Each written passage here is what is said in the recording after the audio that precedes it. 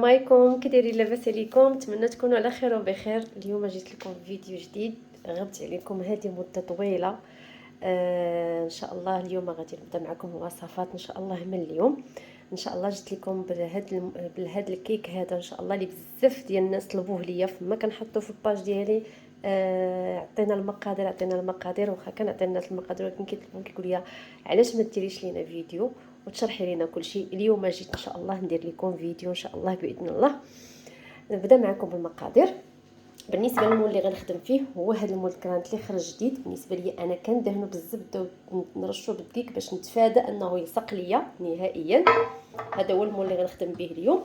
بالنسبه للمقادير عندي 3 البيضات هنا كبار، الا كانوا صغار ديري 4. عندي كاس ديال سنيده، عندي كاس معامر ديال الزيت، وعندي كاس ونص ديال الحليب. ها الكاس الاول كاس ونص ديال الحليب. تقدروا الحليب تعوضوه باي حاجه بغيتو. عندي هنايا الكركاع وشوكولا كوكيز. الكميه اللي بغيتي تقدري تستغني عليهم، ماشي ضروري. عندي 3 الخمارات، عندي هنا عابرات 3 الكيسان ديال الدقيق. في الاخير غنقول لكم شحال غادي تهز ليا بالضبط. وانا بالنسبه للنكهه اللي غادي غندير النكهه ديال الناطا، هي اللي صراحه كتعجبني وكنبغي نخدم بها لي كيك. دوز معكم الطريقه ان شاء الله. خديت البول درت فيه هنايا النكهه ديال الناطا ودرت فيه رشيشه الملح. ها هي غادي ندير فيه 3 البيضات، غندير فيه هاد الكاس ديال سنيده. غادي نطربهم مزيان بالطراب. انا غنستعمل الطراب الدون، نتوما تقدروا تستعملوا حتى الطراب ديال اليد ماشي مشكل. المهم غنطربهم مزيان ونرجع معكم باش ما تسمعوش الصداع في الفيديو. بالنسبه لي دابا طربته مزيان، غادي نضيف عليه الكاس ديال الزيت المعامرش وغادي نطربو حتى هو مزيان عاوتاني. وفي هذه الاثناء درت الفران يسخن ليا، كنديرو انا على 180 درجه. الفران ديال الضو انا ما عنديش فيه العافيه مجهده، كان عندكم فران الغاز راه غديروا عافيه مهيله، ما تجهدوش عليها. المهم نطرب هذا الزيت هذا مع البيض ونرجع معكم. دابا غنزيد هاد الكاس ونص ديال الحليب اللي درت حتى هو، غادي نطربو حتى هو ونرجع نكملوا العناصر الاخرين. دابا طربت العناصر السوائل كاملين. دابا غنزيد هاد الخمارات هادو 3. وهنا قلت لكم عابره 2 كيسان ونص، عفوا 3 الكيسان ديال الدقيق. غادي نشوف شحال غيهز ليا بالضبط وغنقول لكم، حيت صراحه انا فاش كنكون كنخدم ما كنعبرش، كندير عيني ميزاني، يعني كنعرف الخليط كيفاش كيكون. المهم هنا الدقيق المغربلاه انا غنضيفو خطره وحده. كنظن واقيلا خصني نزيد دقيق. صافي دابا غنستعمل غير الطراب ديال اليد، ما غاديش نستعمل نهائيا الطراب ديال الضو. كما قلت لكم راه من الاول تقدروا تستعملوا الطراب ديال اليد، ماشي ضروري تستعملوا ديال الضو. بالنسبه لهنيه غادي نزيد نضيف الدقيق نجيبو ونكمل معكم ان شاء الله. بالنسبه ليا هنا عاودت عبرت كاس ونص اخر تاع الدقيق. درت هنا كاس وهنا درت نص كاس، نشوف شحال غادي. دابا قلت هنا درت 3 الكيسان، هنايا غنضيف نص كاس بنص كاس، ما غنضيفش كلشي في خطره حتى نشوف الخليط ديالي نقول لكم بالضبط شحال هزات ليا. هاد الكيك تقدروا ديروا فيه اي حاجه، تقدروا الا كان عندكم البنان في الدار طيب، يعني تقدروا تدخلوا فيه ديروا اي حاجه. تقدروا ديروا التمر، تزيدوا الزبيب، تقدروا تخليه غير عادي ماشي مشكل.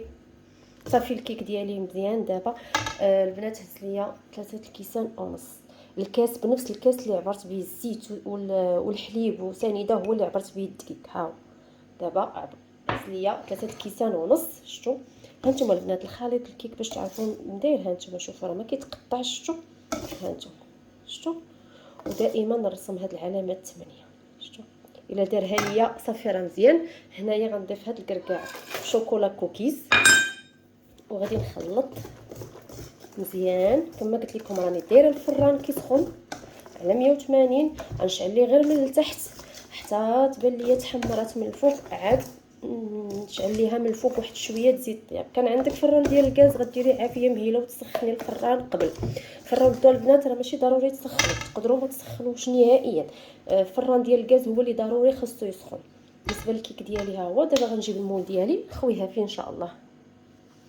ها هو المول ديالي كما قلت لكم في الاول، انا كنتفادى باش ما يلصقش ليا، كندهنو بالزبده ونرشو بالدقيق. هو راه ما كيلصقش، ولكن بعض المرات راه الكيك كيتعكس لدرجه انه راه كيلصق، واخا يكون المول ما كيلصقش. المهم دابا غنكب الخليط ديالي صافي وغادي نساويه.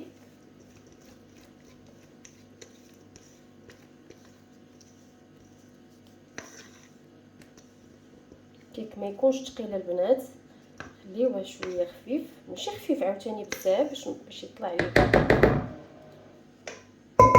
صافي دابا غادي نساويه بحال هكا باش يجيني الكيك ديالي هو هذاك. دابا غندخلو الفران وان شاء الله ملي يطيب نرجع معكم بالشكل النهائي. الكيك ديالي من بعد ما خرجت صراحه كتجي رطبه وزوينه. انا كندير ليها سكر كلاصي بحال هكا، نتوما تذوقوها باش ما بغيتو، لكم الاختيار. انا كندير ليها سكر كلاصي وكندير ليها الكراميل من الفوق. وصراحه اي كليون كيديها كيحمق عليها وكيعاود يطلبها. بالنسبه للناس اللي متابعيني على الباج وعلى الانستغرام والتيك توك راه كيشوفوا تبارك الله راه كنخدم فيها بزاف. يعني هذه الا كانت باغا تخدمها السيده كليان ديالها تكون متاكده انها ما غاديش تندم عليها. واي كليانه غديها من عندك غادي تعجبك، وحتى الا خدمتيها لوليداتك يعني غيحماقوا عليها. المهم بهذه الطريقه كنبقى نزوق بها بالكراميل. كنديرو في هذا البوش، انا كنخدم بالكراميل جاهز، راه كنت وريت لكم في واحد الفيديو. هذا الكراميل انا كنلصق به صابلي، كنخدم به لي طارط، كنخدم به بزاف ديال الحوايج صراحه كيجي بنين بزاف بزاف بزاف بزاف. المهم انا غنستمر بحال هكا نزوق الكيك ديالي ومن بعد نكمل معكم ان شاء الله. هذه هي لي كيك ديالي من بعد ما ساليتها. صدقوني بانكم لا جربتوها غادي تعجبكم وغادي تحمقوا عليها وغتبقاو ديما كتصايبوها. بالنسبه للناس اللي كيخدموها لي كوموند نعطيكم الثمن. بالنسبه لهذه كنخرجها ب70 درهم. الا كانت شوكولا كوكيز بوحدها كنخرجها ب55. كنزيد فيها الكركاع، سوا الكركاع بوحدو سوا الكركاع وزبيب، كندير ليها 70 درهم. نتمنى ان شاء الله هذا الفيديو يعجبكم. ما تنسونيش من لايك ديالكم. شكرا لكاع الناس اللي صيفطوا لي مؤخرا الميساجات لا في الواتساب لا في الباج لا في التيك توك انهم كيقولوا لي رجعي للقناه. الحمد لله انا رجعت عاوتاني للقناه، وان شاء الله ما نغيبش عليكم ان شاء الله. يلا مع السلامه.